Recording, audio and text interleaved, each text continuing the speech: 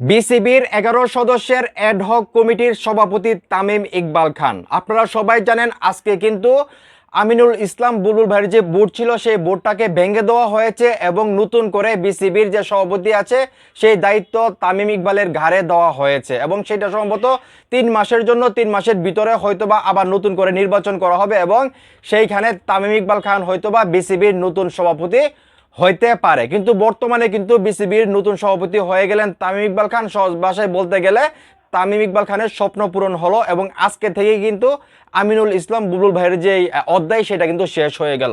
তো এখানে আসলে বলা হচ্ছে ১১ সদস্যের অ্যাডহক কমিটি গঠন করা হয়েছে, যেখানে সভাপতি রাখা হয়েছে আমাদের তামিম ইকবাল খানকে। তো তামিম ইকবাল খান ছাড়া আরও কে কে আছে এই কমিটিতে, আমি সবার নাম বলতেছি, আপনারা কাকে কাকে চিনেন সেটা অবশ্যই কমেন্ট করে জানাবেন। তো তামিম ইকবাল খানকে সভাপতি রেখে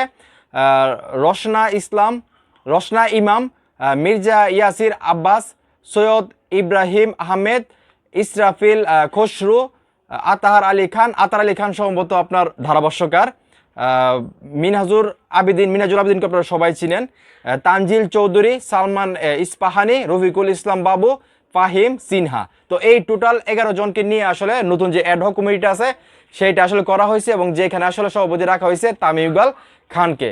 তো এখন এই মুহূর্তে যারা আমার এই ভিডিও দেখতেছেন, এই যে বিসিবির যে বোর্ড ছিল সেটাকে ভেঙে এখন নতুন করে আসলে একটা অ্যাডহক কমিটি করা হয়েছে, যেখানে আসলে তামিম ইকবাল খানকে সভাপতি করা হয়েছে। সহজ ভাষায় বলতে গেলে বিসিবির নতুন সভাপতি আসলে তামিম ইকবাল খান। এইটা দেখার পর আপনাদের কাছে ভালো লাগতেছে না খারাপ লাগতেছে সেটা অবশ্যই কমেন্ট করে জানাবেন এবং এই কাজটা আসলে ঠিক হয়েছে কিনা আসলে সেটাও কমেন্ট করে জানাবেন। ভিডিওটা ভালো লাগলে অবশ্যই শেয়ার করবেন।